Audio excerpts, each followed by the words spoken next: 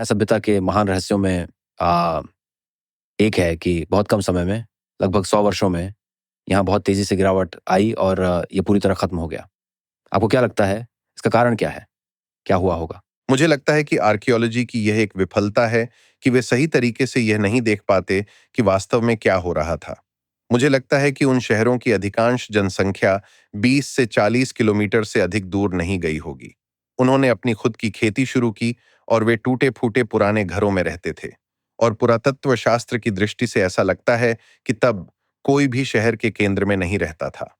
हमें न तो मरे हुए लोगों के शव मिले और न ही वहां के लोगों के बीमार होने का कोई सबूत मिला। कुछ शहर ऐसे होते हैं जिनका अंत लड़ाई के कारण हुआ। हम उन्हें पहचान सकते हैं। हम जानते हैं कि कब एक शहर पर हमला किया गया और उसे जला दिया गया। ज्यादातर ऐसा नहीं हुआ।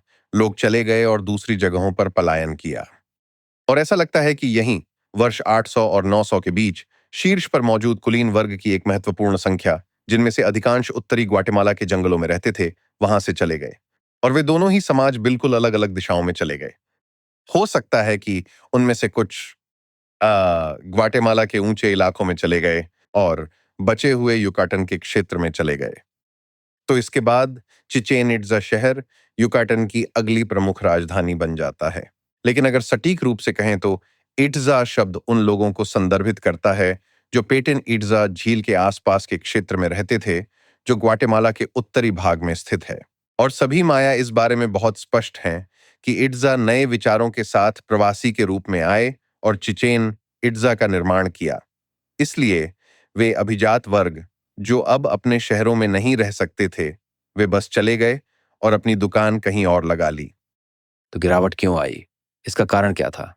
क्या कोई विशेष प्रकार की घटनाएँ थीं जिन्होंने इसे शुरू किया?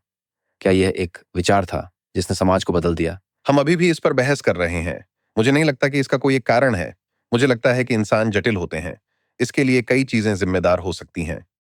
एक चीज जो हम आर्कियोलॉजिकली देख सकते हैं वह यह है कि हर एक शहर की आबादी बहुत बढ़ गई थी। वे बहुत लोकप्रिय थे और हमें लगता है कि उन्होंने लोगों को खिलाने और घर देने की अपनी क्षमता की सीमाओं को पार कर दिया था। यह तथ्य कि लोग मौसमी भूख का अनुभव कर रहे हैं, कुछ ऐसा है जिसे हमने क्लासिक पीरियड के समाप्ति के करीब कई शहरों में देखा है। मुझे कोपान होंडुरास का एक बहुत ही स्पष्ट सबूत अच्छी तरह से याद है।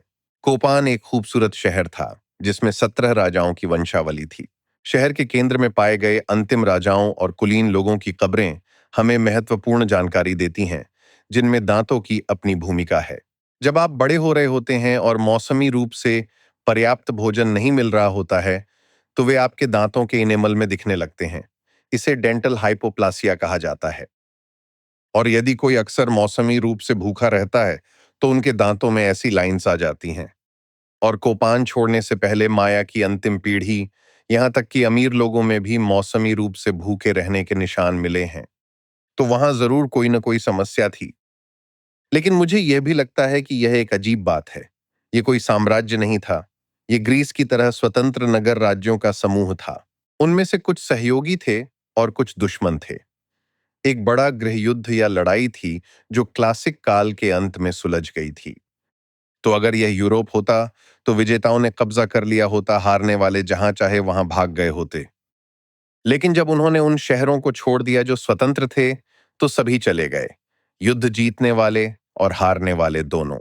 तो इसका मतलब यह नहीं हो सकता कि विजेता को ही सब कुछ मिल जाए। यह क्षेत्र बेहद विशाल था और हर कोई कोपन घाटी के लोगों की तरह भुखमरी का शिकार नहीं था। मेरी राय में यह कैलेंडर के हिसाब से पहले से तय था। ध्यान देने वाली बात है कि वह नौवां 400 वर्षीय काल यहीं समाप्त होता है। मुझे लगता है कि बहुत से लोगों ने यह महसूस किया होगा कि एक बड़ा चक्र खत्म होने वाला है। इसलिए उन्होंने सोचा कि अब बदलाव का समय आ गया है। हमें अपने तरीके बदलने होंगे और कुछ नया शुरू करना होगा। जब आप आज के माया लोगों से इस 2012 के अंत की बात करते हैं, अगर आप वास्तव में माया से बात करते हैं, तो उनसे पूछिए, यहाँ एक बड़े चक्र के अंत में क्या होता है?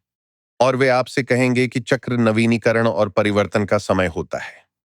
चक्र के अंत में अपने जीवन को बदलना हम सभी की जिम्मेदारी है। वह परिवर्तन आ रहा है। हम या तो इसका हिस्सा बन सकते हैं या हम इसके नीचे कुचले जा सकते हैं। एस्टेक्स हर 52 साल में न्यू फायर सेरेमनी नामक एक अनोखा अनुष्ठान करते थे, जो उनके कैलेंडर का सबसे बड़ा कार्यक्रम था। वे अच्छे खासे मंदिरों को जला देते थे और कभी-कभी वे अपने खुद के घरों को भी जला देते थे, और वे बस इसे करते जाते। समाज में हर कोई यह करता था जिसे वे न्यू फायर सेरेमनी कहते हैं, और वे दुनिया को नया बनाते थे।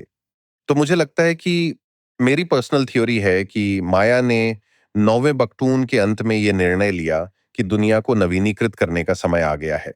ये थ्योरी समझ में आती है क्योंकि उन्होंने वाकई कैलेंडर को अपनी जिंदगी का अहम हिस्सा बना लिया था। सभ्यता के स्वभाव की समझ उनकी संस्कृति का एक बड़ा हिस्सा था। हाँ, मुझे भी ऐसा ही लगता है। मेरा मानना है कि उन्होंने उस कैलेंडर को चक्र को समझने और उसके साथ सामंजस्य बनाने के लिए बनाया था।